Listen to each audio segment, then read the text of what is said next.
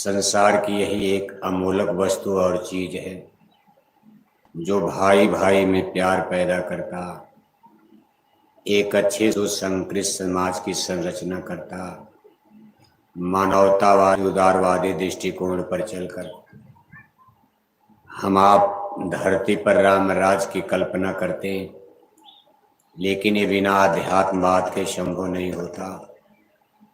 अध्यात्मवाद में इतनी बड़ी ताकत है, हम धरती को स्वर्ग के समान बना सकते हैं। स्वर्ग तो इसको नहीं बनाया जा सकता, क्योंकि ये संसार ही विचित्र तत्वों का बना है, लेकिन स्वर्ग के समान थोड़ी देर के लिए हम इस संसार की संरचना कर सकते हैं, लेकिन यह अध्यात्मवाद के बिना संभव नहीं है। केवल भौतिक संसाधन, सामान, पदार्थ, अच्छी अच्छी कोठियां बनाकर, बढ़िया बढ़िया सड़कें बनाकर, बड़े बड़े स्कूल और कॉलेज बनाकर, अच्छे कपड़े, अच्छे भोजन का इंतजाम करके कभी हम आप धरती को स्वर्ग के सदृश नहीं बना सकते। जब तक औरत मर्द, इंसान और मनुष्यों के बीच में धर्म और अध्यात्म के अंकुर नहीं फूटेंगे। अब ये धर्म और अध्यात्म क्या है, इसको जानने समझने के लिए कुछ दिन के बाद लोग जय गुरुदेव मिशन की तरफ मुड़ने लगेंगे। संस्थाएं तो रिलीजियस सिस्टम के रूप में, रिलीजियस ऑर्गेनाइजेशन, धर्म के पाठ को पढ़ाने के लिए तमाम धार्मिक संगठन भारत में काम करते रहते हैं। वो भी ये दावा करते हैं कि हम बिहार की जनता को अध्यात्मवाद पढ़ा रहे हैं, लेकिन वास्तव में सब भटके जा रहे हैं। अगर वास्तव में आज धर्म और अध्यात्म का शाश्वत सनातन सार्वभौमिक ज्ञान कहीं शेष बचा हुआ है, तो जय गुरुदेव मिशन के अलावा इसको भारत में सही रूप में आज के समय में कोई नहीं जान पा रहा। महापुरुष जो इसको जानते थे, वह लोग इस संसार से अलविदा कर गए हैं। उनके नाम पर कोरा पंथ, कोरा संगठन बना करके संस्थाएं उनके नाम का डंका तो बजा रही हैं, उनके नाम पर बड़े बड़े मिशन चलाए जा रहे हैं। लाखों लाख जनता उस मिशन से जुड़ी भी है, लेकिन सच्ची बात तो यह है, वर्तमान के आचार्य और प्राचार्य वास्तव में साइंस ऑफ सोल, चेतन पराविद्या के अमूलक ज्ञान को न तो जान पाए और न जनता को समझा पा रहे हैं। इसलिए जनता भी सस्पेंस में, संशय और भ्रम में पड़कर अनेक प्रकार की पूजा परंपरा करते हुए धर्म के नाम पर अनेक अनेक समूह में, अनेक अनेक वर्ग में, अनेक अनेक टुकड़े टुकड़े में बढ़ती जा रही। और जैसे जैसे मानव जाति जितने ज्यादा वर्ग और समूह बनते जाएंगे, मनुष्य टुकड़े टुकड़े में बढ़ता जाएगा, उतना ज्यादा लड़ाई झगड़े, मार काट और संघर्ष की संभावना बढ़ती जाती है। इसलिए धर्म ने ही लोगों को टुकड़े टुकड़े कर दिया। जो सबके दिलों को जोड़कर एक करने की बात दावा करते हैं, उन्होंने ही लोगों के दिलों को टुकड़े टुकड़े कर दिया। परम पूज्य स्वामी जी महाराज ने ऐसे टाइम पीरियड में जन्म लेकर जिस चीज को हमारे आपके सामने स्थापित किया, अभी वास्तव में हम सत्संगी भाई बहन ही इस साइंस ऑफ सोल के शाश्वत सनातन गूढ़ विद्या ज्ञान को नहीं समझ पाए, क्योंकि हम इसके लिए एक्सरसाइज, अभ्यास और प्रयास कम करते।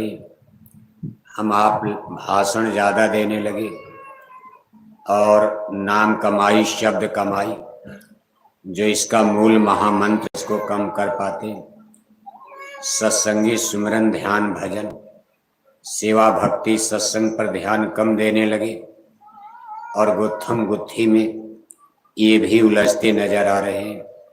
लेकिन इस बात को आपको समझ लेना है। गुरु महाराज ने कहा, बच्चा, इस मन से जो कुछ मैंने कह दिया है, मेरी एक बात इधर से उधर नहीं होने वाली। मैंने कमरे में क्या कहा, एक आदमी से क्या कहा, अकेले में क्या कहा, उसका गुरु महाराज ने कभी दावा नहीं किया। लेकिन सारी जनता के बीच में, आम आवाम के बीच में सरेआम मन से गुरु महाराज ने ये दावा किया है कि मैंने जो कुछ भी कह दिया है, मेरी एक वचन वाणी वृथा नहीं जाएगी। गुरु महाराज के इस अनमोल वचनों में उनका एक महत्वपूर्ण वचन है जिनको हमको आपको सदैव याद रखना पड़ेगा। गुरु महाराज ने कहा, बच्चा, परिवर्तन तो निश्चित होगा। अगर कोई मेरा साथ नहीं देगा तो मैं अपना काम भूतों से करा दूंगा। कोई नहीं साथ देगा, मैं अपना काम लकड़ी से करा लूंगा। सब लोग भाग कर चले जाओगे, मैं अपना काम पेड़ की पत्तियों से करा लूंगा। अब जिनकी इतनी बड़ी स्पिरिचुअल पावर है, जिनकी इतनी बड़ी आध्यात्मिक शक्ति और सत्ता है, वो कुछ भी कर सकते हैं जो इतना बड़ा दावा करते हैं। इसलिए प्रेमी भाई बहनों, धीरज के साथ हमको आपको इस मिशन से जुड़कर और अपने उस लक्ष्य की तरफ आगे बढ़ना चाहिए जो गुरु महाराज ने हमको आपको आदेश निर्देश दिया है। शाकाहारी धर्म के प्रचार से ही इस सारे संसार में बदलाव आएगा, क्योंकि अध्यात्मवाद की सच्चे धर्म का फाउंडेशन, मूल आधार है शाकाहारी सदाचारी लाइफ सिस्टम। जब मनुष्य का जीवन रहनी गहनी शुद्ध, सात्विक और पवित्र बनेगा, तभी लोग अध्यात्मवाद की विद्या को समझ पाएंगे। इसकी पहली शर्त ही है कि सबका खान पान सात्विक और पवित्र बन जाए। जब तक लोग पशु पक्षियों की हिंसा हत्या करते रहेंगे, निंदा चुगली रगड़ा झगड़ा में फंसे रहेंगे, तब तक कोई अध्यात्मवाद को समझ नहीं सकता। और जब तक कोई अध्यात्मवाद को समझेगा नहीं, तब तक उसका मन कभी पवित्र नहीं होगा। वो स्वयं ही निर्मल नहीं हो सकता, और जो खुद निर्मल नहीं बन पाया, वो अपने चाचा भाई भतीजा को, अपने बेटे बेटियों को पवित्र नहीं कर सकता। वो न अपने गांव को बदल पाएगा, न अपने टोले महल्ले को बदल पाएगा, फिर पूरे पूर्णिया को बदलने का दावा आपका बिल्कुल निरर्थक हो जाएगा। एक दिन आप धोखा खा जाओगे। इसलिए जरूरत इस बात की है, निर्मल मन जन सो नहीं पावा, मोह छल छिद्र न भावा। हम प्रथम कोशिश ये करें कि हम आप अपने को निर्मल किया जाए, और निर्मल करने के लिए गुरु महाराज ने हमको नाम का साबुन दे रखा। इस संसार जगत में कोई भौतिक चीज और वस्तु हमारे मन के कूड़े कचड़े को, हमारे मन के विकार को कभी शुद्ध पवित्र नहीं कर सकती। कहा, सच्चा साबुन लेत न मूरख, है सतगुर के पाशा। दाग पुरानी छोटे नाही, धोवे बरहो माशा। जल बीचे धोबी मरे पियाशा। यानी इतनी बड़ी चीज हमको गुरु महाराज दे गए, फिर भी हम आप दुखी रहते हैं, बेचैन रहते हैं, अशांत रहते हैं। हमारे मन में भगदड़ मची रहती, और मन में अगर बेचैनी रहेगी तो कितनों आपके पास दौलत हो, पूरे पूर्णिया का धन आपको दे दिया जाए, लेकिन अगर आपके मन में बेचैनी है तो कभी धन से, कोठी हवेली कार मोटर से सुख की अनुभूति अनुभव नहीं हो सकता। सच्चा आनंद तो आएगा जब हम अपने मन को कंसंट्रेट करेंगे, मन की चंचलता को स्थिर किया जाएगा।